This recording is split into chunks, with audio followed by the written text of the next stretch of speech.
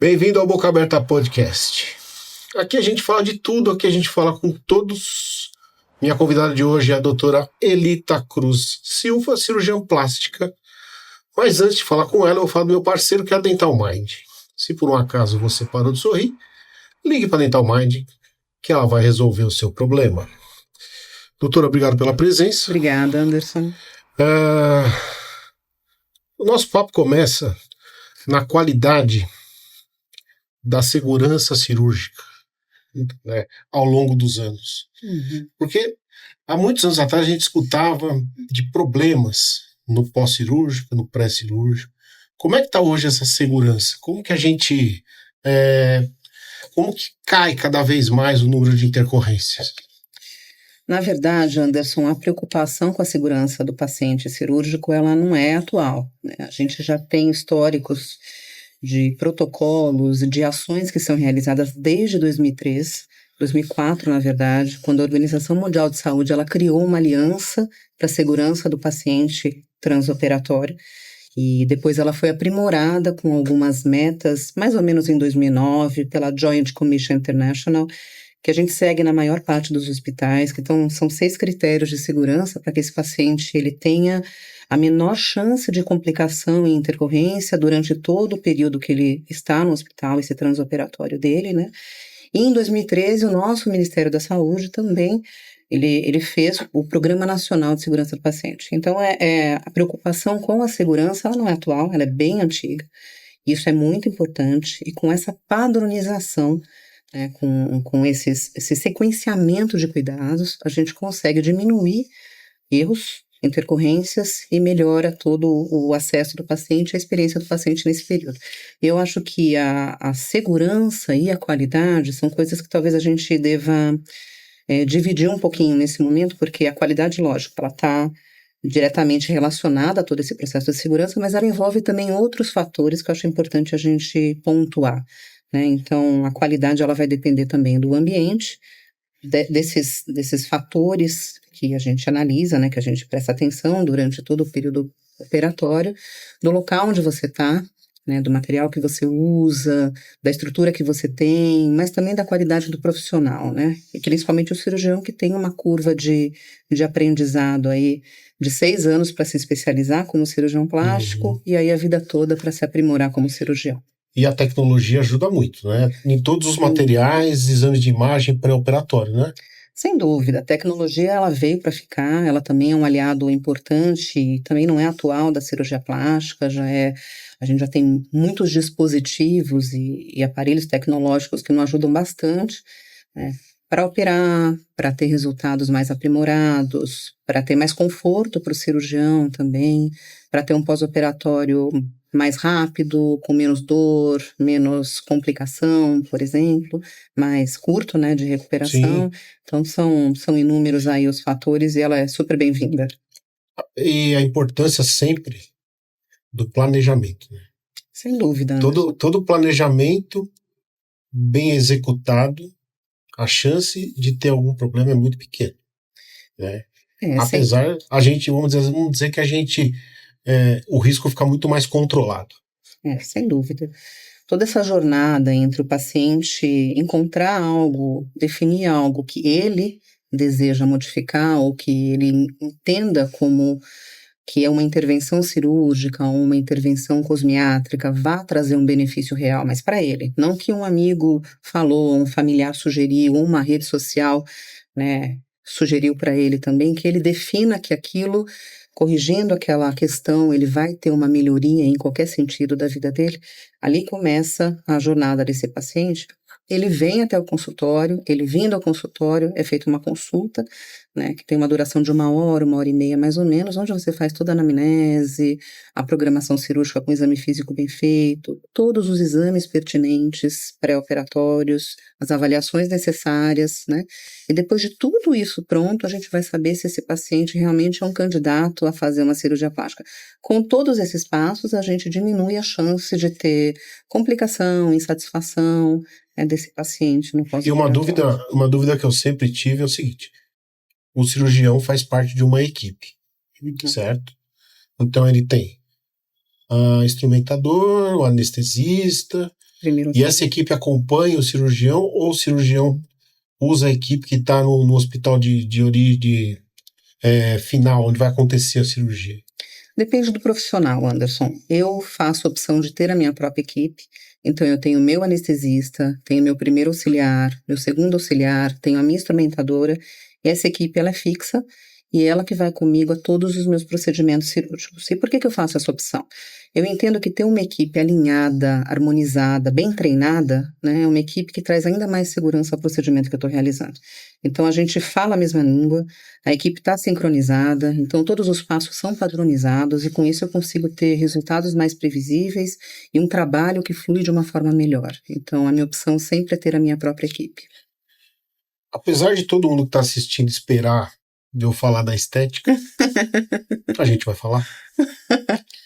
Eu queria falar um pouco da importância da cirurgia plástica nas cirurgias reparadoras, que é pouco falado. Eu coloquei alguns tópicos aqui, que é o cirurgias reparadoras de câncer, queimaduras e acidentes. Então, eu vou deixar ao lado o leporino que eu coloquei aqui para a gente falar mais especificamente dele. Né? Essas cirurgias, elas, do mesmo jeito que a gente conversou, elas têm um planejamento, mas elas têm uma dificuldade de se atingir. Se atinge mais a funcionalidade do que a estética. É importante, óbvio, até porque o paciente às vezes está psicologicamente abalado. É assim que funciona? Você pode falar de tópicos separados, você pode falar de uma forma geral, né? Porque eu acho importante, isso é muito, muito importante dentro do médico, do padrão médico. A cirurgia reparadora, ela é o berço da cirurgia plástica, né?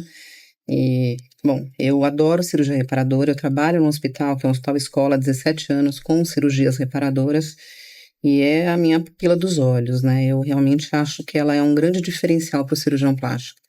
Ela vai ali com toda a nossa expertise cirúrgica e a nossa condição humana mesmo, trazer para esse paciente, devolver para esse paciente não só a funcionalidade, né, a função de um órgão, mas também devolver esse paciente para o convívio social, para o convívio familiar, né? Que é isso que a gente quer da vida, né? A gente quer ser feliz. Sim. E conviver com amigos, na sociedade, poder trabalhar. Então, a cirurgia plástica reparadora, ela é fundamental, né, para um cirurgião plástico. A gente não pode esquecer, lógico, né, tem a cirurgia estética, mas deixar de lado essa formação nossa em reparação, ela é primordial.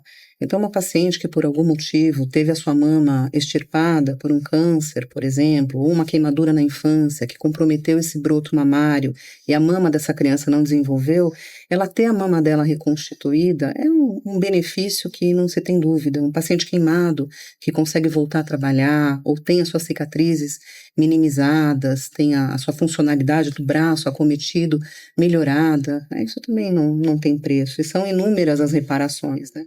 E a reparação é o que trouxe, da onde surgiu a cirurgia plástica, né? Que isso tem 3.500 anos, 2.000 anos antes de Cristo, das primeiras descrições, né?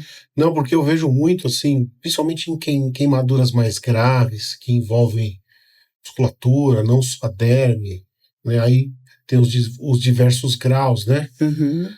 Que aí os pacientes relatam que tem várias cirurgias naquele mesmo lugar. Sim. Né? Às vezes enxertia, alguma Sim. coisa nesse sentido. Né? E aí é muito difícil e muito dolorido para ele, não é? É uma Esse jornada. processo. Sim, é uma jornada. E aí tem que se casar o paciente com o profissional que está atendendo, né? Então a gente tem que ter um olhar humano para esse paciente, tem que acolher, porque é uma jornada longa. Os pacientes que sofrem de queimadura, eles vão ser pacientes por muitos anos. Então a gente precisa ter um olhar atento aí para eles e participar junto, né? Como outras cirurgias também, que os processos cirúrgicos e as reoperações são longas na reparação, é um paciente que a gente precisa, às vezes, carregar no colo e caminhar junto. E no caso do paciente que sofreu uma queimadura, você só intervém depois que houve a cicatrização dessa queimadura? Não. Ou se intervém enquanto ela está... O que é melhor? Então, Anderson, quando o paciente vítima de uma queimadura, uma grande queimadura, e ele dá entrada no hospital, tem um processo de análise, então ele vai passar por uma análise através do pronto-socorrista, do emergencista que está ali, e vai avaliar a via aérea, a respiração, são vários os caminhos até chegar na última parte, que é a exposição, a letrinha E, e nessa parte a gente vai ver queimadura, qual é a porcentagem queimada, e nesse momento o cirurgião plástico já começa a atuar. Dentro da cirurgia plástica, hoje em dia, né, tem um campo de atuação, uma área de atuação que é o atendimento ao grande queimado, atendimento ao queimado. Então, desde o momento do trauma até o final, porque esse paciente vai precisar desses curativos, enxertia, desbridamento, reconstruções, às vezes, né, até a cicatrização. Esse paciente cicatrizou, acabou o tratamento dele? Não. Ele vai continuar tratando essas cicatrizes e seguindo com a gente, porque existe uma condição, né, nas áreas cicatrizadas que não é incomum, mas ela aparece depois de algum tempo, de alguns anos, décadas, né, que são tumores, cânceres de pele nessa região que sofreu uma cicatrização. Tem um nome específico, ela faz uma feridinha e é um câncer específico dessa situação. Que aparece aí. Exato, que são as úlceras de Marjolin. Então, esse paciente ele vai ser seguido pela vida toda. Então, a gente precisa casar com o paciente, né, acompanhá-lo, né, e tratá-lo a vida toda. Não, e a sensibilidade do cirurgião para esses pacientes tem que ser muito aflorada, né? Porque são pacientes que estão fragilizados de alguma forma, o trauma físico e psicológico é muito grande, Sim. Né? E o cirurgião tem que estar conectado a isso para poder dar o melhor atendimento. Com certeza. Né? Porque dependendo da localização da queimadura, também dificulta demais. Se for numa área de movimento, uma dobra de pele, ele acaba perdendo um pouco daquele movimento. Né? Perfeito. O que você enxerga de benefícios, dos benefícios de linhas gerais, tá? Físicos e psicológicos nos pacientes pós-cirúrgicos? Você pode falar das reparadoras, mas você não pode falar das estéticas. Porque eu acho que psicologicamente, eu sempre brinco, né? A paciente já volta de outro jeito, já com o cabelo feito e tal. A autoestima nesse sentido aumenta demais, né? Sim, sim. Os benefícios físicos, eles são, assim, tem tempo. Tem. Os benefícios físicos são, assim, gigantescos, tanto para a reparadora quanto para a estética, né? Sem dúvida. Uma mulher, uma adolescente, né, uma menina que tem uma mama extremamente volumosa, que tem dor nas costas, por exemplo, limitação para se exercitar fisicamente, para se vestir, né, para se relacionar. Quando você propõe uma mamoplastia redutora, você reduz esse volume, você acaba com a dor nas costas dessa paciente, você melhora a boa autoestima dela, né? Você traz para ela, né, um equilíbrio emocional ali, ela se abre para a vida, né? A mesma coisa uma reconstrução mamária, por exemplo, ou uma lipoaspiração de um paciente, tem algumas síndromes, Anderson, que elas depositam gordura de forma diferente no corpo, e uma delas, uma síndrome específica, que chama Madelung, deposita bastante gordura nessa região, então dificulta muito, imagina. Uma pessoa que trabalha com tela, por exemplo, precisa ficar nessa posição com bastante deposição de gordura, traz um desconforto, além do resultado estético. Você vai lá, repara essa região, pronto. Então você tem um benefício físico inegável. Às vezes a gente nem percebe. Às vezes uma coisa que a gente faz de rotina, um procedimento feito em rotina, traz para aquela pessoa específica um bem-estar que ela nem nós mesmos não imaginaríamos, né? Mas é que está o grande segredo, né? Penso eu. Eu acho que quando o médico, eu penso assim, quando o médico deixa automatizado e tudo é muito rotina para ele, acho que perdeu a essência da cirurgia plástica, sabe? Eu acho que cada paciente que procura, ele vem com uma história, ele tem uma família, ele tem uma expectativa. Então, por mais que seja um procedimento parecido para um para o outro, sempre vai ser único para mim. Eu acho que isso faz a diferença, isso traz também um pós-operatório, uma forma mais tranquila de passar o pós-operatório, esse paciente fica mais satisfeito também, a gente alinha muito bem, né? E personaliza para ele. E não deixa cair na padronização, na automatização. E a né? personalização hoje é quase sinônimo de qualidade. Porque quanto Com mais você certeza. personaliza, mais você conhece Com o certeza. paciente. E mais você entende quais são as expectativas dele. Com certeza. Eu vou fazer uma pergunta assim que eu acho até importante. Você deve falar isso no consultório toda hora. A partir do momento que você começa a colher a história do paciente, até o pós-operatório final, quais são os passos? Por exemplo, eu posso te procurar para fazer um procedimento qualquer. A partir daí, como é que funcionaria? Cada médico tem a sua forma de trabalhar, mas no seu caso específico. O paciente, a gente conversou um pouquinho há uns minutos atrás sobre isso. O paciente tem uma queixa, né, uma queixa que realmente é bem fundamentada, para ele vai fazer diferença, ele enxerga um real benefício, ele vai para o consultório, é feita a consulta, uma anamnese longa realmente, eu preciso entender tudo sobre o histórico de saúde dessa paciente. Uma vez que o paciente me procura por um benefício, e não porque ele tem um câncer, uma situação, em caso de cirurgia estética, obviamente, a gente está falando, né? Claro. Ou porque ele tem alguma situação que realmente ele precisa ser operado. Não, ele quer um benefício.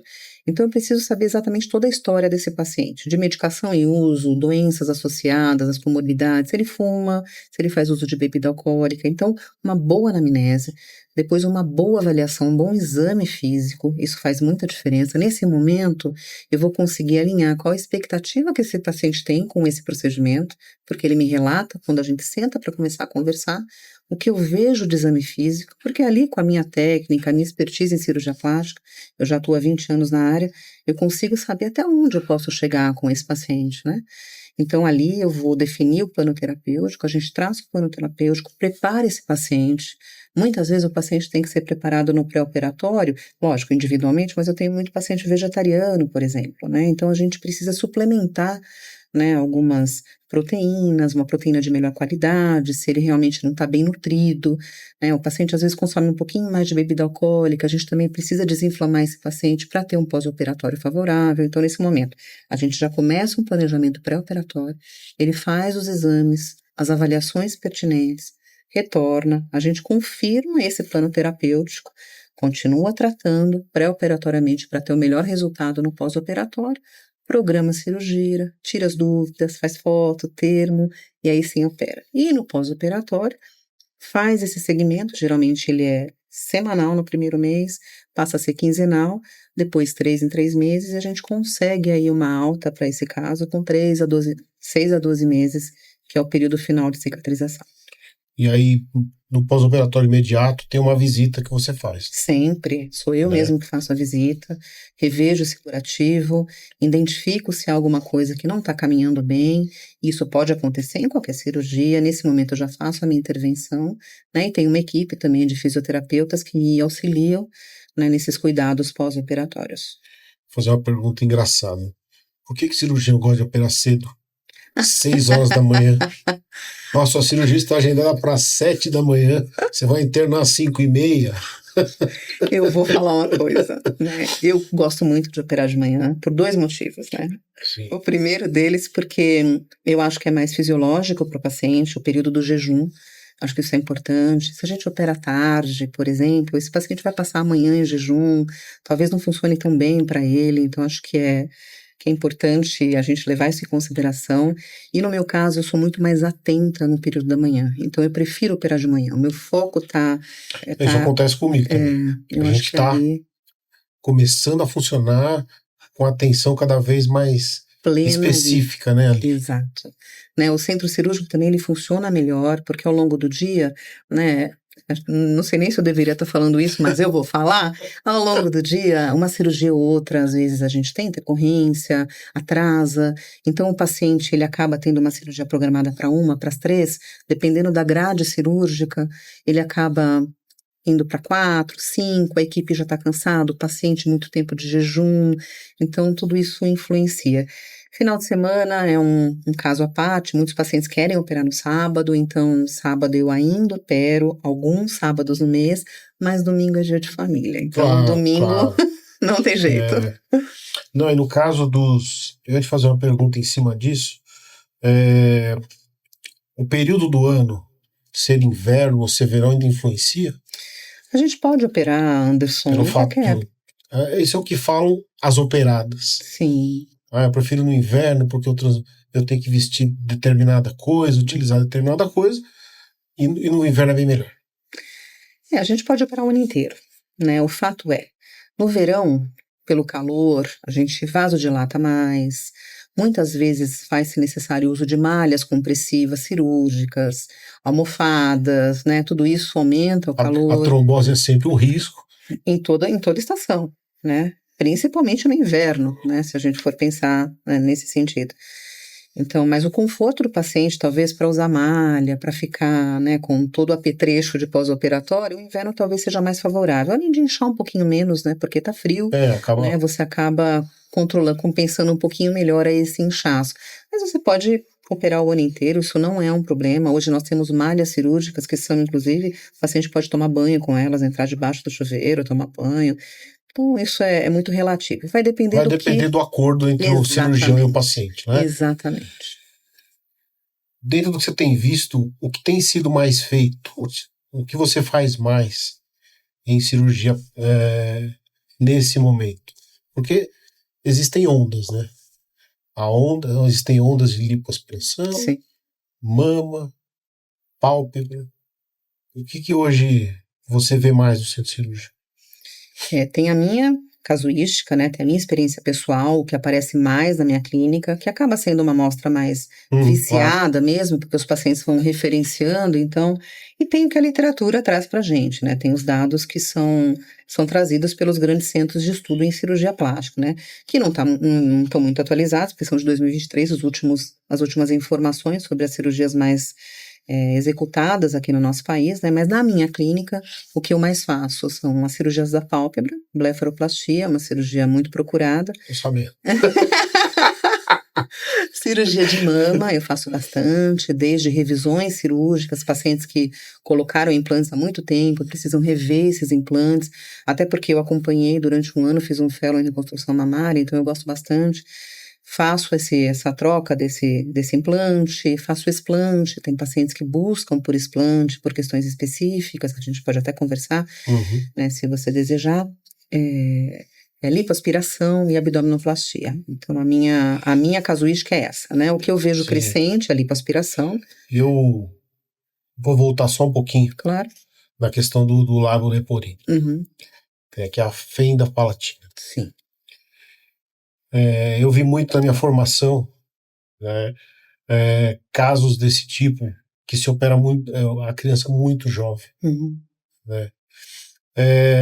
Melhorou muito. Você entra na cirurgia, nesse tipo de cirurgia, já com tudo planejado, ou já se descobre isso antes? Como é que funciona essa logística? Anderson, eu não sou especialista em fenda palatina, lábio leporino, né, nessas condições que podem ser associadas ou não. Você pode ter só a fissura labial, pode ter só a fissura palatina, ou pode ter ambas delas. Eu não sou especialista na área, mas eu tenho a formação de cirurgia plástica, então eu vou passar para você o que eu tive como formação, né. Alguns fatores, eles influenciam, né,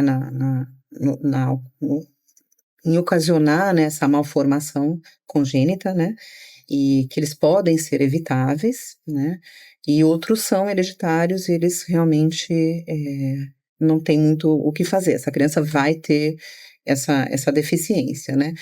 E na minha época de residência, a gente intervinha muito cedo, é feito um planejamento, tem um grande colega, inclusive da minha faculdade, da medicina do ABC, que faz bastante, é uma referência na área, e o planejamento é feito, inclusive com estruturas, moldes 3D impressos, né, para que seja feito esse tratamento. É multidisciplinar, né? Sempre entra o papel do odontólogo nesse sentido, do fonoaudiólogo nesse sentido, do fisioterapeuta, mas quanto antes você vir intervir, melhor a condição nutricional, ele vai se alimentar melhor, a fala, higienização, né? E a questão estética também, né? Porque ela é importante. Reposição de musculatura, né? Então tudo isso é importante. Não vou saber te dar detalhes, porque é algo que está muito fora da minha atuação hoje. Eu digo pela tua experiência, pelo que você já viu. Sim. Agora eu quero falar um pouquinho da lipoaspiração. E eu vou te explicar por quê. A imprensa, os meios de comunicação, só mostram a lipoaspiração quando dá ruim. E aí começa uma investigação em cima do que aconteceu. Uhum. Mas é um procedimento consagrado na cirurgia plástica. Nossa, e como? Não é porque um caso específico, né, deu errado ou não foi bem conduzido, você não pode julgar o procedimento por isso. Com certeza. Né? Mas é uma cirurgia que não se faz fora do hospital, tô certo? Ou existem condições para isso? Sim, existem condições, pacientes selecionados e preparados, dependendo da área, o que for feito, que ele é possível, sim, ser realizado em ambiente ambulatorial. Sim, e a efetividade ainda continua. Porque assim, eu entendo a lipoaspiração como uma colaboração dentro de um processo de emagrecimento. Certo? Então, por exemplo, vou fazer a lipoaspiração, vou pegar esse atalho aqui. E depois eu sigo com a minha vida para não voltar a engordar, certo? Ou não? Então fala para mim. Essa não é a função da lipoaspiração. A lipoaspiração, Anderson, isso é uma forma equivocada de se pensar num procedimento cirúrgico que tem riscos associados, né?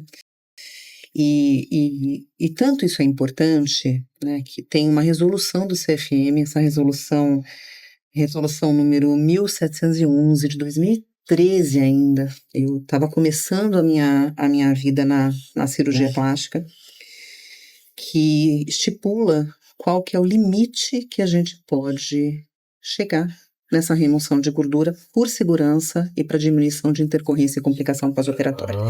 E esse limite é o seguinte: 5% do peso corporal para as lipoaspirações não infiltrativas, 7% para as infiltrativas e até 40% da superfície corporal. Então, isso é fica claro para a gente, né, que além disso, o procedimento ele não se torna tão seguro e mostra para a gente que ele não é indicado para emagrecimento. Muito pelo contrário. Maravilhoso você falar isso. Ele é feito para tratar gordura localizada naquele paciente que já tem hábitos saudáveis, naquele paciente que já se exercita, e aquela gordurinha ali, ela não sai. Isso falando de lipoaspiração estética, para finalidade de contorno, né? Mas a gente não pode esquecer que a gente lança a mão da lipoaspiração para tratar inúmeras comorbidades, inclusive cicatrizes. Né, cicatriz de queimadura, cicatriz de algum acidente, com a lipoenxertia, rejuvenescimento facial. Nessas aí eu vou voltar um pouquinho. Essas, como são quantidades coletadas, extraídas menores de gorduras, ela tem até a capacidade ela pode até ser feita em ambiente ambulatorial. Porque geralmente é uma quantidade muito pequenininha, de uma área restrita, em pacientes previamente selecionados, com condições para fazer isso, desde que seja seguro. Né? Então a gente consegue. Então, só para acho que isso é um alerta importante se fazer. Falar disso. A lipoaspiração, ela não é um procedimento de emagrecimento. Tá? Ela é muito pelo contrário. Gente, só parando o nosso papo um pouco aqui, para a gente falar do meu parceiro, o Grupo São Cristóvão, com uma rede de hospitais e ambulatórios e que tem o principal componente na sua rede, que é o acolhimento associado. Então, se você estiver precisando de um plano de saúde de qualidade, clique aqui no link e entre em contato com o pessoal do São Cristóvão. Você pode ter certeza que eles vão te acolher e você vai ter saúde de qualidade. Não, porque assim, além de ser um procedimento invasivo, com certeza, e é uma percepção minha, que a hora que você faz a sucção da gordura, não sei se esse é o termo correto, sim, depois que você terminou, ficam células soltas ali, naquela região, que você não vai conseguir remover, porque às vezes está muscularmente entranhado, sabe? E nesse caso específico de tirar uma gordura localizada, ela tem sua indicação, mas não, inclusive, se o paciente tiver com sobrepeso, você vai falar, emagrece primeiro. Exatamente, certo? Exatamente. Depois você faz, a gente conversa sobre o procedimento, é isso? Inclusive nessa resolução, Anderson, se você me permite complementar, eles especificam, né, hoje a gente não usa só esse fator isolado, né, para indicar uma cirurgia ou não, mas eles especificam nessa resolução o índice de massa corporal ideal para que seja feita uma lipoaspiração, e ele está entre 25 e 28. Ou seja, o paciente em sobrepeso, ele já não tem indicação de lipoaspiração. Então, isso Entendi. é importante. Porque o acúmulo o acúmulo de gordura, a gente só vai saber exatamente depois da perda de peso. Uhum. Onde é que ele ficou ali, O exercício que o exercício físico, não tira mais. exatamente. E aí sim esse procedimento é bem sucedido. Quando ele é realizado respeitando todas essas normativas, né, bem indicado, bem executado, o paciente fica satisfeito no pós-operatório. Agora, quando o paciente busca um profissional que propõe uma cirurgia plástica fora das condições ideais, esse paciente não vai ficar satisfeito no seu pós-operatório. Ele não vai conseguir ter a sua expectativa atendida, porque ele está fora do perfil de um bom paciente para uma entrega de um resultado de qualidade. Claro. Eu acho que isso é É importante. importante falar. Eu queria falar um pouquinho. Os pacientes que te procuram vêm com uma expectativa. Você avalia essa expectativa e o risco cirúrgico dentro dessa expectativa. Uhum. Então, quando a expectativa do paciente ela é além do que você acabou de me falar em relação à lipoaspiração. Uhum. Você orienta e como é que são as reações que você tem lá? Eu, graças a Deus, na minha prática clínica, né, como eu tenho os meus pacientes são indicações de outros pacientes, então eles já sabem mais ou menos como eu atuo, né? Então acaba vindo o paciente já com um perfil muito alinhado com o meu. Bem mais fácil. Mas um outro às vezes vem com uma expectativa de associar vários procedimentos num procedimento só, ou com expectativas realmente irreais. Então, um paciente que me procura com um perfil, com um biotipo, com um físico diferente, quer chegar em determinado padrão, onde às vezes vem com uma foto para que eu atinja, né? E eu não consigo, né? Por inúmeros fatores. Então, ali naquele momento, a gente precisa de uma relação muito aberta. Isso é o que faz a diferença numa relação médico-paciente, ser muito transparente. Alinhar com esse paciente até onde eu consigo chegar e o que eu consigo entregar de resultado. Lembrando que, mesmo eu sabendo onde eu posso chegar, nesse caminho do final da cirurgia até o resultado final é um caminho longo, onde podem acontecer várias intercorrências, complicações, ou não nesse caminho, né? Então, o que a gente combina no final, às vezes pode levar mais tempo para chegar lá, né? Ou não. Então, alinhar a expectativa com esse paciente é super importante. E às vezes, alguns se frustram, mas faz parte. A questão e outra coisa, tem alguns resultados que vão aparecer pós-inchaço, pós-inflamação, e o paciente tem que ter aquela paciência, né, que às vezes não tem. Esse eu tenho até se você me permite falar, eu tenho um caso engraçado para contar. Eu operei uma paciente, né, e ela me trouxe as fotos pré e pós-operatório, uma paciente jovem, né, 23 anos. Ela tinha uma deformidade congênita dos olhos e eu precisei operá-la. E ela veio toda faceira para operar e feliz, e mostrando fotos de antes e depois. Eu falei, mas não é assim. Para você chegar aqui até aqui, vão ali 3 meses, pelo menos, para você enxergar esse resultado. Fica roxo, tem equimose, né? Fica manchinha, não é?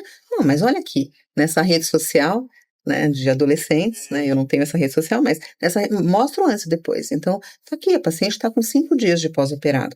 Anderson, isso não existe. Por melhor tecnicamente possível que o profissional seja. Né? Isso não existe, você sair de um resultado e não ter uma equimosezinha que seja um pontinho para tirar, né, com 3. A gente sabe a reação do corpo humano. Exatamente. Tá careca de saber. Exatamente. Né? Ela ficou toda frustrada, mesmo assim a gente alinhou expectativas, né? O tempo de pós-operatório, como iria funcionar isso, qual o tempo de recuperação. Fizemos a cirurgia e foi um sucesso. Eu queria falar um pouquinho das cirurgias ambulatoriais. Claro. Que as pessoas não sabem que muita coisa pode ser feito em nível ambulatorial. Uhum. Quais que você utiliza mais e quais que podem ser feitas até o limite de anestésico, vamos dizer assim. A gente tem, né, essa é um fator importante a se considerar, o nosso limite anestésico, a segurança, a estrutura, para que esse paciente esteja seguro, né? Mas existem vários pequenos procedimentos que podem ser realizados ali no momento da consulta, logo após a consulta, pequenas cirurgias, desde que acordadas, né, entre as partes, dá para a gente fazer. Então, a remoção de um névoa, que é uma pintinha, uma lesão suspeita, uma biópsia, os cistos dos mais variados possíveis, epidérmico, sebáceo, mixoide, tem vários que a gente pode tratar também.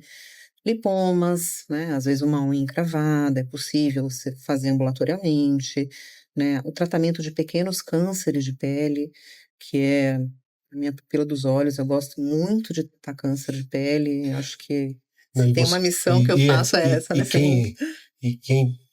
Se tem alguém que pega no início é você. Né? Que é a hora que a gente vê o paciente desnudo para examinar. Eu vi um caso de um melanoma na internet.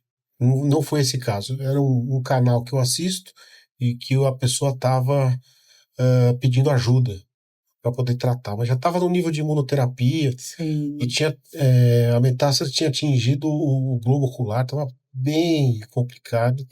E às vezes a gente fica imaginando que às vezes era uma pintinha de nada. E a pessoa mora numa cidade pequena, sem acesso a recurso e tal, chegou nesse nível, o paciente ia falecer, né? Não tinha como, a situação era grave, muito difícil. Mas é importante falar disso para ver aonde que uma simples pinta não analisada pode chegar. Exatamente. E a gente, Anderson, fala, mas o dermatologista, ele faz esse papel lógico e a expertise dele é fantástica. Eles diagnosticam muito câncer e de forma precoce, o que é incrível. Mas o cirurgião plástico, ele também pode atuar, não só o cirurgião plástico, mas todo bom médico. Nós temos uma formação de examinar o paciente, você pode suspeitar de uma lesão, mesmo que você não saiba como e de que forma tratar, você encaminha esse paciente.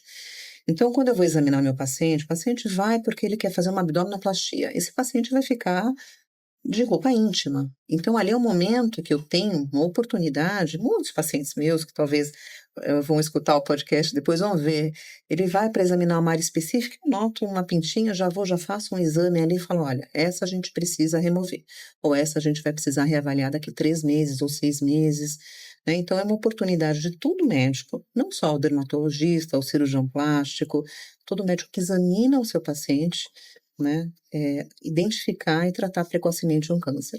Câncer diagnosticado de forma precoce, pequeno, melanoma fino, por exemplo, na suspeita dele, você salva a vida de um paciente. Salva. Melanoma é importantíssimo. Se as pessoas tivessem ideia da evolução do melanoma, que é muito rápida, né, ninguém deixava pinta na pele. Com certeza. De verdade. Que olha... Com certeza. E as pintinhas, essas lesões, elas podem ser removidas ambulatorialmente também.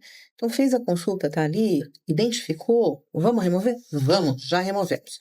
E às vezes sem dor, sem sintoma algum. Exatamente. Né? Exatamente.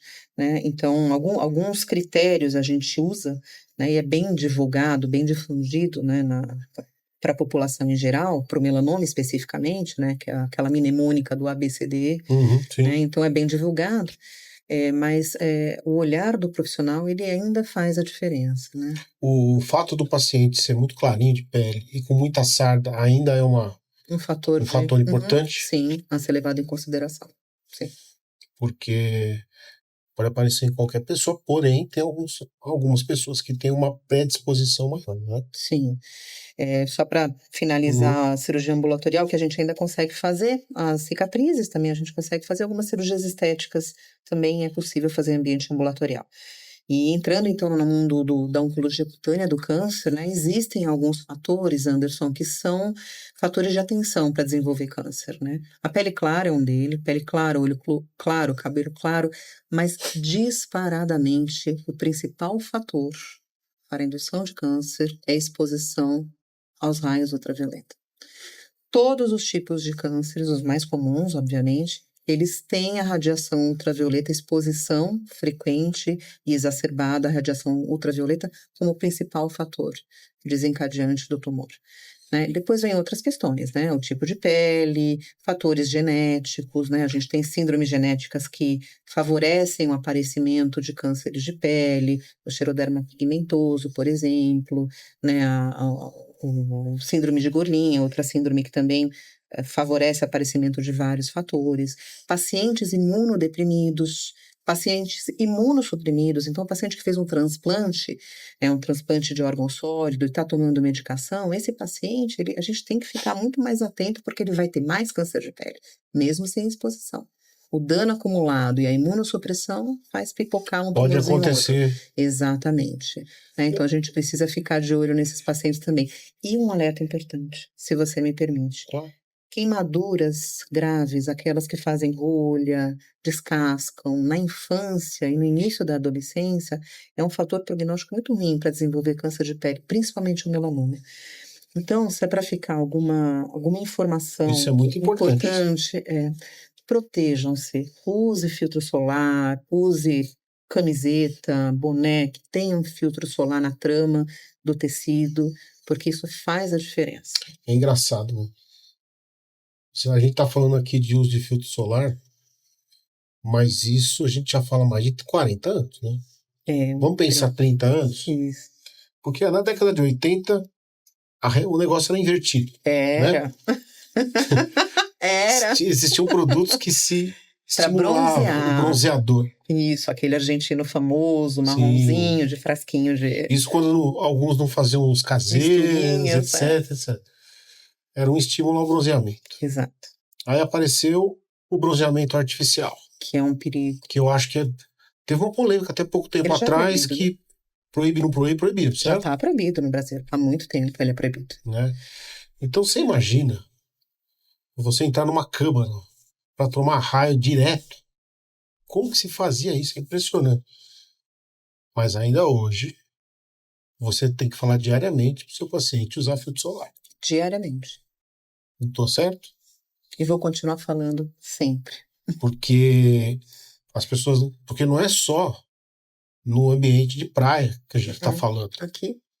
Aqui é um sol que você está tomando no carro. Exato. O braço, né, que a gente normalmente queima. As mãos no volante. As mãos no volante. Então, assim, o sol não sabe que você está na praia. Exatamente. Ele vai lá e emite a radiação. Cabe em você se proteger. É questão de hábito, né, Anderson? E já que nós estamos falando disso, é importante... como que seria um hábito de uso de filtro solar adequado? Né, para todo mundo. Pela manhã, já coloca, reaplica, ter no bolso, ter na bolsa, como que funciona? Primeiro a gente precisa definir o tipo de pele, né, porque isso vai facilitar a adesão desse paciente ao uso do filtro solar. Não adianta eu te prescrever o mesmo filtro que eu uso. Nossa pele é diferente. Eu tenho uma característica, a sua tem outra. O meu filtro solar para você vai ficar extremamente oleoso. Você não vai aderir ao tratamento. Não vai aderir ao uso continuado desse produto.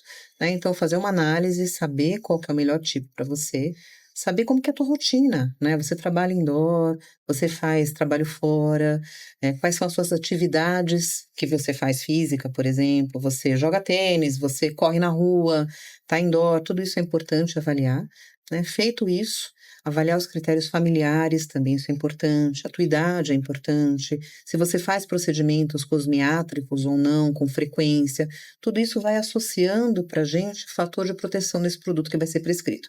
Aonde você mora. Então, dependendo de onde você mora, a incidência de raios ultravioleta, ela é diferente. Se você mora na praia, a areia, por exemplo, é uma superfície super refletiva. Então, você precisa de um filtro solar, uma proteção maior. Na neve, idem. Na montanha também. Então, aonde você mora, tudo isso vai influenciar. Mas, no geral, Elita, tá bom, tudo isso é muito específico, caso a caso. E, no geral, o que eu tenho que fazer? Você tem que acordar, higienizar o seu rosto. Se você não tem ou tomar o seu banho, se você não tem uma rotina de tratamento da sua pele de manhã, não tem problema. Mas já aplique o seu protetor solar. Aplicou o seu protetor solar. Se você não for transpirar, não for ficar exposto a um ambiente externo durante o dia, você reaplica 1 ou 2 vezes durante o dia. Se você ficar exposto, reaplica a cada 2, 3 horas esse filtro de proteção solar. Isso é importante. Eu pedi para você falar isso, porque as pessoas acham que passou de manhã. Tá ok, né? Ele vai ficar lá, você não vai transpirar, e ele perde raça. É mais a mesma coisa como um desodorante, né? Eu acho que esse exemplo é perfeito. Né? A gente precisa reaplicar. Eu acho que se o rosto tivesse algum odor, todo mundo passava. Não é? E eu acho que até brinco com os meus pacientes, quem passa comigo sabe, né? Fala, aí vamos preparar uma rotina de tratamento de pele, vamos preparar. Mas olha, se você tiver que escolher um desses todos que estão aqui nessa receita, escolha o filtro solar. É o melhor produto de beleza, inclusive, né? Não só preventivo para câncer, mas para tratamento de pele também. Claro. Escolha um bom filtro solar. Mata 2 coelhos aí com uma cajadada só. Com certeza. Você não escova os dentes? Não é? Passa protetor Passa o filtro solar. solar também. Se você olhar, ó, tem na minha bolsa ali, tem no meu carro, se você descer, tá, tem outro no meu carro, tem no meu banheiro. Tá certo. Um assunto que eu queria abordar, que deixa eu achar aqui no meu roteiro, que seriam a remoção de pele pós-bariátrica. Ok. Que eu acho que é uma cirurgia importante de tecidos, né? Uhum. Porque o paciente ele vem de um processo muito agressivo e longo Uhum. e uma perda de peso grande Uhum. e acabam sobrando excessos de pele, Uhum. né? Em vários lugares, dependendo da obesidade que esse paciente tinha. Uhum. Perna, costas, barriga. Como que se planeja uma cirurgia dessa? Ou você faz isso em etapas? Excelente essa pergunta, Anderson. Olha, no meu entendimento, no meu não, da literatura médica, né, o entendimento nosso que a cirurgia de redefinição de contorno corporal, que é o que a gente faz após uma perda excessiva de peso, não só pós-bariátrica, mas pós-semaglutida e similares, né? A gente está vendo grande perda de peso corporal com bastante flacidez em pacientes que têm sobrepeso ou são obesos, né? Ela funciona como uma complementação de emagrecimento nesse caso. Por quê? O tecido gorduroso ele é um tecido metabólico ativo. Então, ele tem inúmeros receptores, né, de inúmeras, hormonais, não hormonais, que eles atuam diretamente no metabolismo e na deposição gordurosa. Então, quando você retira esse excesso de pele e junto também a gordura que está ali, você diminui o número desses receptores. Então, você consegue que esse paciente fique mais estabilizado por mais tempo no seu peso e com uma melhor saúde, consequentemente. Então, no meu entendimento, a cirurgia de redefinição corporal, ela é complementar ao processo de emagrecimento, seja cirúrgico ou seja químico, né? Então, precisa ser feito. O que vai definir, né, quais os procedimentos que a gente pode associar no mesmo tempo cirúrgico? Primeiro, a condição clínica do paciente. Segundo, o quanto de pele a gente vai precisar te remover, né? Porque junto com essa pele e gordura, tem vaso sanguíneo. Então, expolir esse paciente também. Quanto a gente vai precisar remover desse paciente, né? A gente vai precisar tratar. Então, são fatores importantes a serem analisados. O tempo cirúrgico que esse paciente vai ficar anestesiado e sobre uma mesma posição. E tudo isso, Anderson, existe um score, né, uma pontuação onde a gente coloca todos esses fatores e vai somando gravidade e risco ao procedimento. Então, quando o procedimento deixa de ser um procedimento de baixo risco até médio risco e passa a ser um procedimento de alto risco, opa, é hora da gente reavaliar. Porque lembra, cirurgia plástica é cirurgia para benefício. Então, a gente volta para o paciente e fala, não vai ser possível fazer tudo isso que você quer nesse mesmo tempo cirúrgico. A gente vai optar. Qual é a sua prioridade? Né? A prioridade, ela não tem plural. Né? Então, olha, eu quero operar o meu abdômen. É o que mais está me incomodando. A pele me causa assadura, dermatite, eu não consigo me vestir, não consigo me higienizar. Então, a primeira cirurgia que eu quero fazer é o abdômen. A gente avalia, é possível associar mais alguma cirurgia de redefinição de contorno? Braquioplastia, cruroplastia, é possível? Se for possível, a gente planeja e associa. Se não for possível, a gente vai fracionar esse tratamento desse paciente, ele vai ficar precisando de um tempo maior. E lembrando que são pacientes que já têm um histórico. Então, por exemplo, ele fez a cirurgia bariátrica por problemas sistêmicos causados pela obesidade. Sim. Quando você diminui o peso, aqueles problemas diminuem também.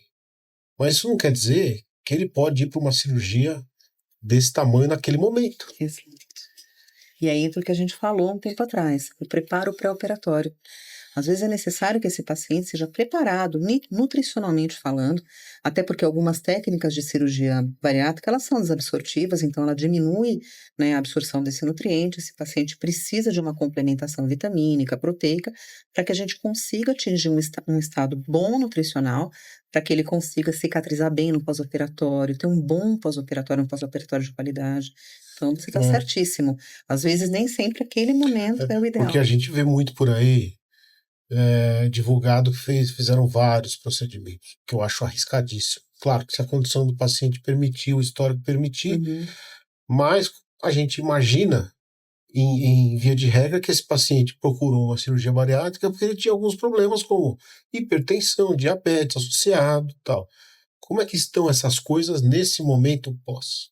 Tudo né? isso tem que ser bem avaliado mesmo. Eu queria falar um pouquinho do enxerto de gordura, o nome certo é Lipocube? Lipocube. Isso. Os tá benefícios todo mundo falando, que né? todo mundo falando, vamos falar também. Ok. Anderson, na verdade, a enxertia de gordura é tão antigo, né? E veio à moda agora por conta desse dispositivo, e tá todo mundo só se fala nesse dispositivo, mas tem mais de 100 anos que a gordura ela é limpa enxertada, né? Ela tomou grande monta na estética com as cirurgias de reparação mamária, lá para 2009, mais ou menos, onde foi se descrito uma grande publicação sobre o aumento da mama, né, com a gordura. Então, desde 2009 para cá, a gente usa vastamente a gordura, que é um tecido excelente, regenerador e de reposição de volume, tratamento de pele, cicatrizes, como a gente já falou, abundantemente esse procedimento, né? E por que voltou, né, em voga? Por que está em moda novamente? Por conta de um dispositivo que foi lançado aqui no Brasil, né, não tão recentemente, mas que foi lançado aqui e que facilita muito a manipulação dessa gordura.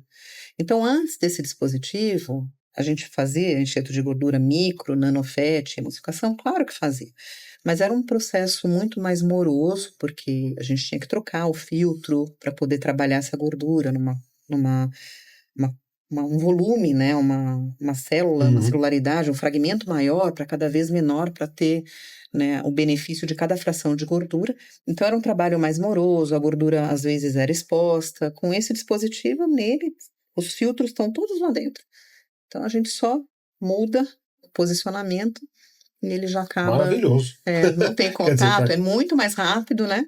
Mas isso, assim, é um dispositivo que, lógico, traz um conforto maior pro cirurgião, né? Facilita muito o nosso trabalho, mas não é obrigatório para se fazer uma lipoenxertia, né? A gente pode fazer uma lipoenxertia convencional com os filtros que já eram utilizados e que são separados, não incluídos no mesmo dispositivo.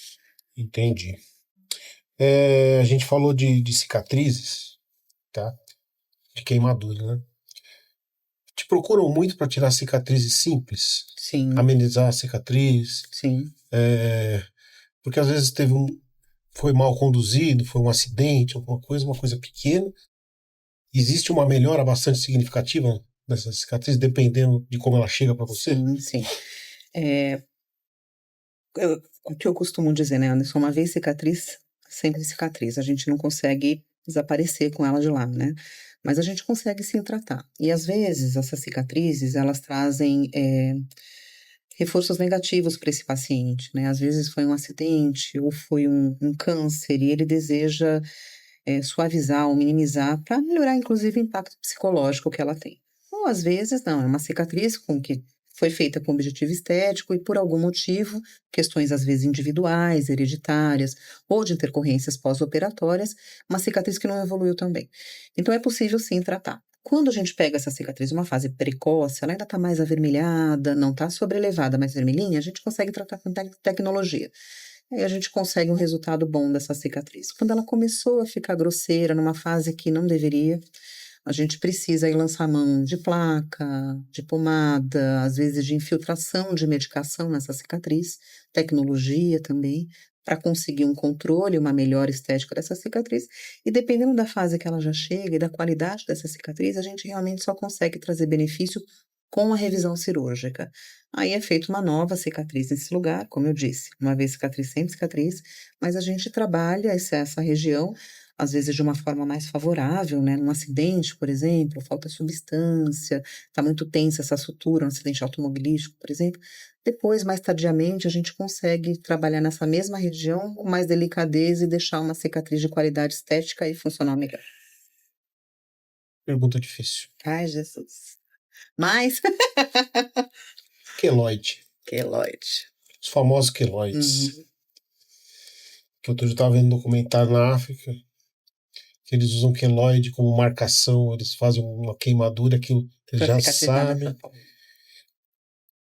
A gente não tem... Bom, a pessoa vai saber que ela tem predisposição a queloide. Quem é mais predisposto e como que ameniza? Então, queloide... Que eu não vou falar, que não sai, né? Não tem jeito. Lembra que eu falei que a gente casa com alguns pacientes? O paciente de queloide é um deles. Né? A cicatriz queloidiana, ela é uma alteração patológica, uma cicatriz muito exacerbada. Ela é mais comum em pacientes de etnia africana e asiática. Então, pacientes de pele preta e pacientes de pele amarela, eles têm mais tendência em algumas regiões do corpo. Então, lóbulo de orelha, região torácica superior, região dorsal e o deltoide. Então, são localizações onde elas têm mais incidência, têm maior incidência, né? E nessa população específica. Existe tratamento, então, revisão cirúrgica, beta-terapia, às vezes radioterapia, infiltração de medicação, quimioterapia, para você ter um controle dessas cicatrizes. Lembrando que elas não dependem só de como ela se cicatriza, se as bordas estão bem coaptadas, se a cicatriz está sem tensão, para não estimular muito esse processo de cicatrização. Ela não depende só disso, ela depende do fator individual, né? E nele que a gente vai trabalhar a vida toda, se precisar, né? Então, tem queloides que são só causas estéticas, né? Que causam um desconforto estético. Mas tem aquelas que coçam demais, que ferem, que limitam o movimento dependendo da localização. Então, essas precisam de uma atenção, né? E realmente são cicatrizes difíceis de tratar. Mas a gente não assiste. Não. Até porque a tecnologia evolui, quem sabe aparece Exatamente. alguma coisa que... Exatamente. Primeiro, a ciência normalmente evolui para amenizar as coisas, para depois resolver. Então aparece alguma coisa que ameniza, que já é uma grande coisa, e depois alguma coisa, quem sabe, possa resolver. Com certeza. A gente já falou do... Vamos falar um pouquinho dos procedimentos injetáveis, né? Que até 10 anos atrás era uma coisa que se ficava muito restrita ao consultório e à estética. E hoje está aí esparramado. Então, você faz toxina botulínica e faz os preenchedores. Tá? Onde é mais usado? Onde as pessoas te procuram mais para usar os preenchedores? E a toxina botulínica ela pode ser usada tanto para estética como para a parte funcional também. Que você faça um pouquinho dessas duas coisas. Ok. Na cirurgia plástica. Isso, né? na cirurgia plástica. A busca por preenchedor na minha clínica, né, na minha população ali, nos meus pacientes, é mais facial. Né? E tem o glúteo, né, volumização e melhora glútea, que também é procurado. Mas a minha clínica é mais facial que eu trato, né? Então, preenchedor mais facial e toxina também facial, mas tem a parte de reparação, né? Não na minha área, mas ela é usada em urologia, na fisiatria, na oftalmologia, que foi aonde tudo começou, né? Lá em 1973, olha só quanto tempo que se usa toxina. Então, existe. E na minha área também, funcionalmente, a gente usa a toxina botulínica, né?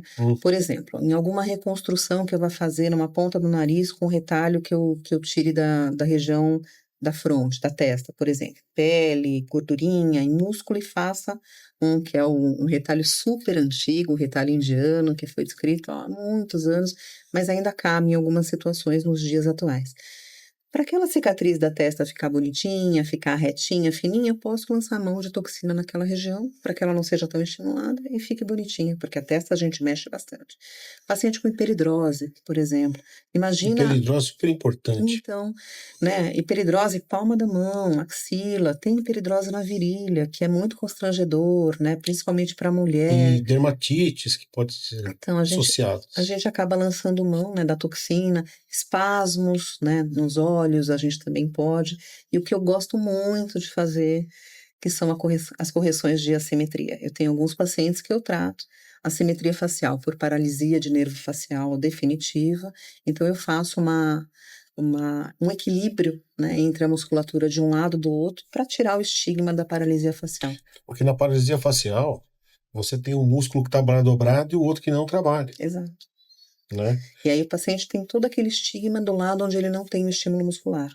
Então a gente precisa ali fazer um trabalho que eu acho que até, se me permite dizer, até meio que artístico, né, da gente conseguir calcular os pontos, definir os pontos para deixar mais harmonizado aquele rosto, para deixar, né, o rosto mais simétrico, né? E o período, eu gosto muito. E o período de ação da toxina está em 4 meses, né? Mais ou menos. Entre uma aplicação e outra, dependendo do paciente e de onde foi aplicado, não é? Tem um trabalho muito robusto que usa, que são avaliadas nesse trabalho as 3 principais toxinas, que é a onobotulínica, né, que é o Botox, que não tem um conflito de interesse algum, né, que foi a primeira toxina que apareceu, que foi utilizada, né, e as outras toxinas, que é o Dysport, né, também não tem um conflito de interesse nenhum, e o incubotulínico, que é o Xeomin, sem nenhum conflito de interesse. Eles pegaram essas 3 toxinas botulínicas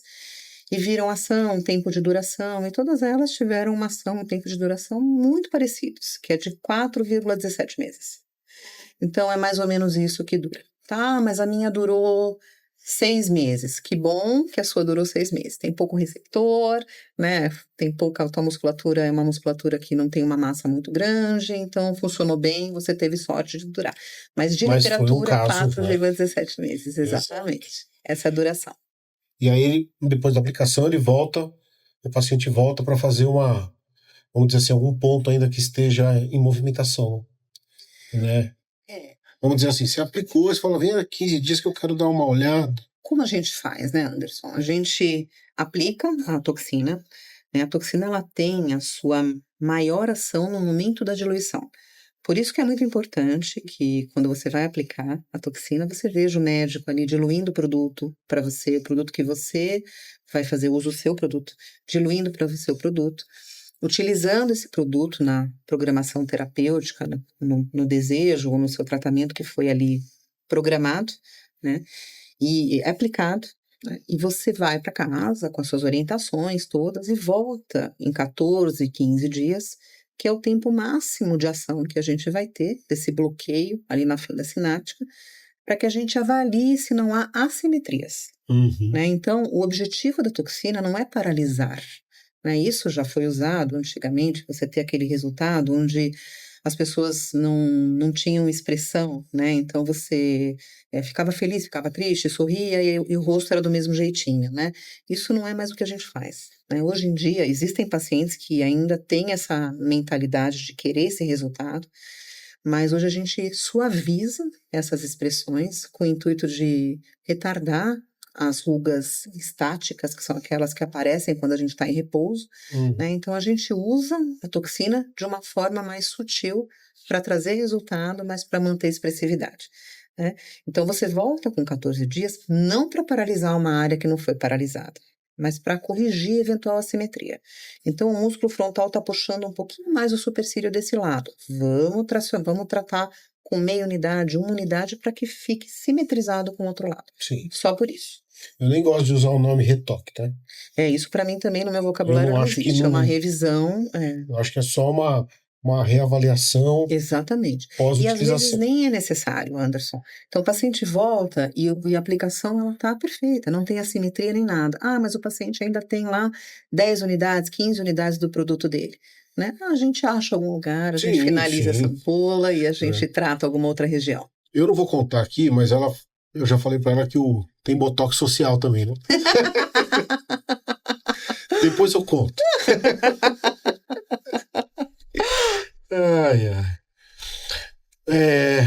Mudou muito a qualidade das toxinas melhoraram muito. E tem o efeito vacina, é muito comum ainda, ou quase não se tem mais. Efeito vacina, você quer dizer? Eu quero dizer efeito vacina é quando o organismo entende que ele começa a reabsorver a toxina. Ok, então vamos lá, vamos conversar um pouquinho sobre isso. Qualquer antígeno que é colocado no nosso corpo vai causar um furdúncio, um alerta para os linfócitos B e T, que são as células de defesa, que tem alguma coisa estranha no organismo e eles vão até lá para que produzam anticorpos contra aquele agente que está estranho ali. E com a toxina não é diferente. Então ele vai ter esse contato com esse antígeno e ele vai notificar o sistema imunológico, que pode produzir anticorpos neutralizantes ou não neutralizantes. Vai depender ali da situação, tá? E sim, vai formar anticorpos contra essa toxina. Mas talvez o efeito vacina que você esteja querendo dizer significa que o paciente vai perdendo o resultado, Exato. é nesse É sentido. nesse sentido. Ok, então aí a gente precisa avaliar duas frentes, né? A primeira, uma falha terapêutica primária, né? O que é aquilo? Quando o produto não é bom, o armazenamento desse produto não foi feito de forma adequada, a diluição desse produto, ela não está da forma que está padronizada na bula do produto, né? Então, o produto que foi hiperdiluído, por exemplo. O número de unidades para aquela massa muscular não foi suficiente para tratar, né? Então, tudo isso. A toxina foi diluída há quanto tempo? Ela está diluída ali na hora, tem algumas horas, tem 2, 3, 4 dias de diluição. Então, tudo isso vai influenciar nessa falha terapêutica primária, ou seja, está relacionada com a técnica. E a falha terapêutica secundária, que aí sim entra a questão da imunogenicidade. No tratamento estético, né, com o número de unidades que a gente usa e com as toxinas que a gente tem disponível, utilizamos no mercado, uma um pouquinho mais purificada do que a outra, esse índice de imunogenicidade, ele é muito baixo. Ele é muito baixo. Estudos de 0,9 a 3,4 em uma das toxinas, que eu não vou citar o nome aqui, né? De tudo que a gente usa, né, no mundo todo de toxina, é um índice muito pequeno. Então, a falha terapêutica, né, secundária, que seria essa relacionada ao sistema imunológico, é muito pequena. Geralmente são falhas terapêuticas primárias. Mas o que pode induzir a uma menor durabilidade essa toxina, né? Então, o estilo de vida do paciente. O paciente fuma, o paciente bebe, se exercita muito, está imerso em poluição o tempo inteiro, né? Então, tudo isso vai diminuir o seu tempo por liberação de radical livre, vai diminuir o tempo da toxina e não respeitar os intervalos de aplicação de toxina. Porque toda hora você está lá lembrando o seu sistema imunológico. Então, é muito claro em todas as bulas que você não deve reaplicar a toxina com menos de 4 meses. Aí o paciente vai bonitinho, aplica 2 vezes no ano, 1 vez no ano, na região do rosto. E aí vem e fala, poxa, Elita, mas não está durando, não é o caso, mas não está durando no na testa. Mas aí você vai descobrir que o paciente trata hiperidrose também e faz o tratamento da hiperidrose, ou seja, não respeita esse intervalo, né? E com isso você está estimulando. Fatores individuais, genéticos, do tecido local e da imunocompetência desse paciente, o sistema imunológico dele também vão interferir. Então, conclusão dessa história toda, né? O que você precisa para ter um resultado duradouro, longo, né? Um tratamento prolongado com a toxina. Um bom produto, uma certificação de armazenamento adequado, diluição correta, aplicação correta desse paciente, respeito ao tempo, ao intervalo. Às vezes, aqueles pacientes que querem tudo paralisado, com 4 meses que estão mexendo, 3 meses e meio, querem uma nova aplicação. Não faça, porque você só vai trazer, né, maior imunogenicidade para esse paciente. Respeitar esse período, né, e aí o que usar você me falou bons produtos. é exatamente a base do cirurgião. Seguindo o seu planejamento, o resultado vai ser Exatamente. muito bom. Exatamente. No caso hoje em dia, quando se recomenda para você iniciar a utilização das toxinas, vamos dizer assim, de forma preventiva? Na estética. Na estética. Olha, Anderson. Eu já ouvi 25 anos, o que é muito difícil, né? Uma mulher de 25 anos não está muito preocupada com isso nesse momento. Eu já vi 30 anos, mas é muito relativo, né? Porque depende muito, como você falou, Sim, da expressão facial, o quanto aquilo marca. Eu acho que não existe, né, uma data, uma idade, né, limite para isso. Até porque, não se considerando a estética, a toxina botulínica é realizada em bebê, né, em criança, na oftalmologia. Sim. Então, tirando isso, né, na questão estética, não existiria uma data, uma idade limite. Mas eu acho que aí cabe um bom senso, né? Até porque a ideia é continuar o tratamento ao longo dos anos para se acumulando benefício, né? Sim. E a gente acabou de falar de imunogenicidade, né? De exposição à imunogenicidade. Então, eu entendo que, sim, quando você tem, não adianta também esperar a ruguinha se instalar para que você vá correr atrás do prejuízo só com toxina, que não vai dar certo. né? Mas também não tem por que você fazer uma toxina botulínica num paciente de 18, 19, 20 Sim, anos. claro que não. Eu acho que depende muito do bom senso. Exatamente.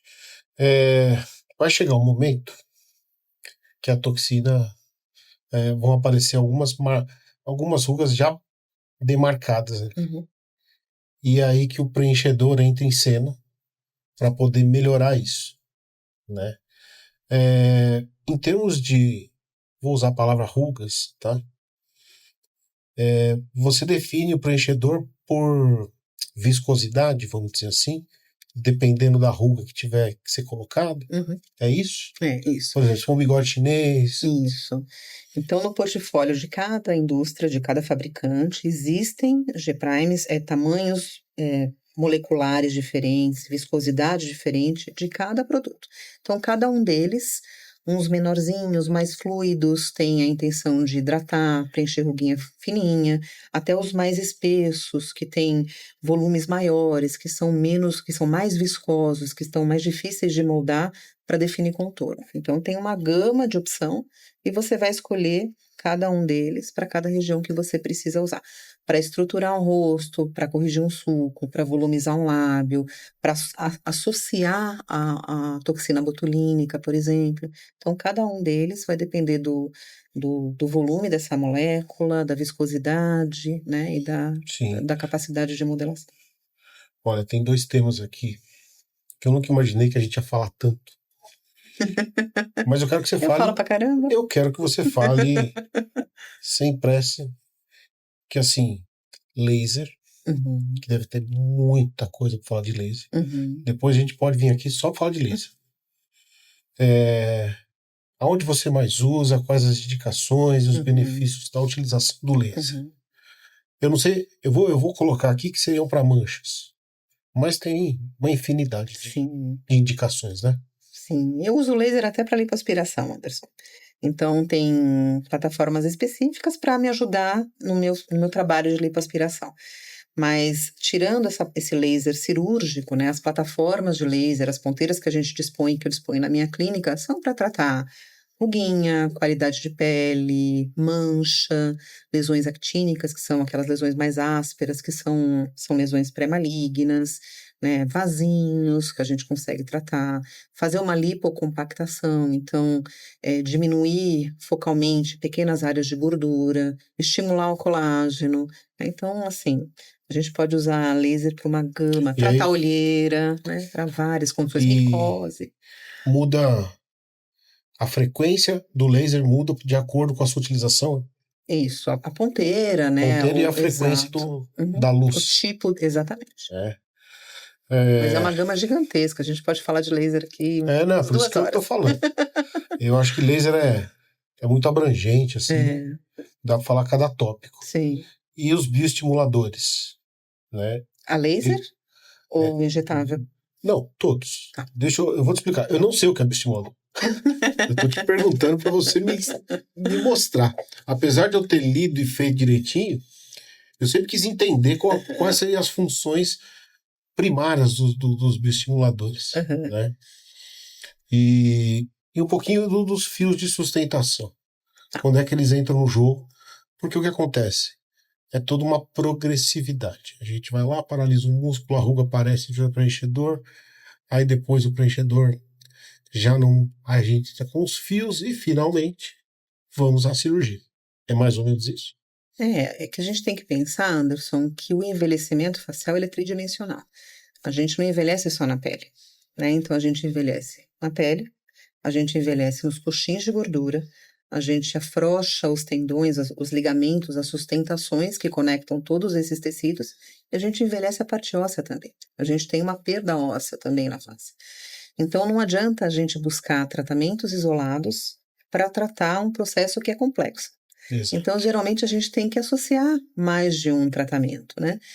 E por que se fala tanto também dos bioestimuladores, né? O que eles fazem? Eles podem ser externos, né? Lesando essa pele de alguma forma, como os lasers ablativos, por exemplo, que causam pequenos ferimentos controlados para que a gente consiga cicatrizar, estimular a produção de colágeno, ou injetáveis, né? Bem próximo da derme, ali, bem justadérmico, acima da gordura, raspando ali a derme, para que a gente deposite um produto que vai gerar ali um processo inflamatório e com isso uma cicatrização e nesse conjunto da cicatrização a produção de novas fibras colágenas. Nada mais é do que isso. Então, com esse dano e esse produto que está lá estimulando, né, ele vai fazer com que a gente produza colágeno. Então, ele bioestimula a Que produção a de perda de colágeno. colágeno é progressiva, né? Sim, a partir dos 20, 25 anos, a gente começa a degradar colágeno, perder colágeno. E a perda é aproximadamente de 1%, né, até os seus 50 anos. Então, chegou ali nos seus 50 anos, você tem aí, né, 25% do seu colágeno que já foi, se você não fez nada, e com 75, 50% agora. Então, precisa ali começar a prevenir. Se você quiser, né? Não é obrigatório. Sim, claro. Manejar o teu envelhecimento do jeito que você desejar.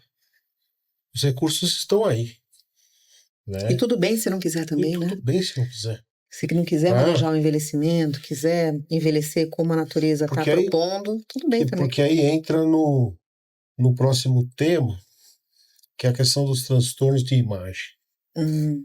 Que é quando a pessoa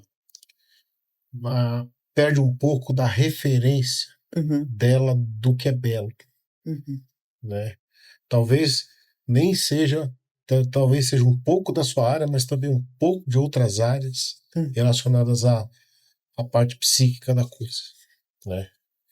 Você já pegou alguém nesse sentido que você percebeu que ele queria algo além do que a estrutura dele permitia?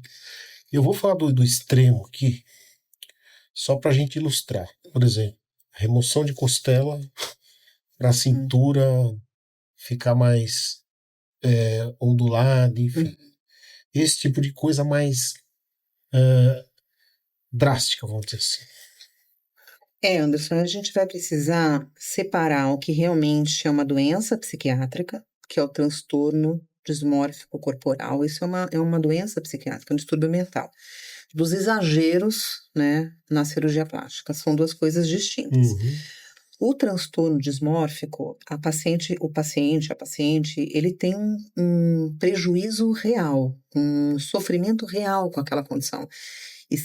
E ela acaba sendo incapacitante, ele passa a ser um indivíduo disfuncional. Ele não consegue, às vezes, trabalhar, ele não consegue se socializar, ele tem um sofrimento real naquela condição. Às vezes ele passa horas, longos períodos do seu dia buscando, olhando algo que para a gente passa como imperceptível, mas que para ele tem uma importância, uma visão muito grande. Ele se enxerga diferente ao se olhar no espelho. Isso é um transtorno psiquiátrico. E a gente, como cirurgião plástico, dermatologista também, a gente recebe pacientes nessa condição. Né? As estatísticas elas são divergentes, mas em torno de 4 a 7% da população tem essa síndrome, né? Essa síndrome de dismorfismo corporal.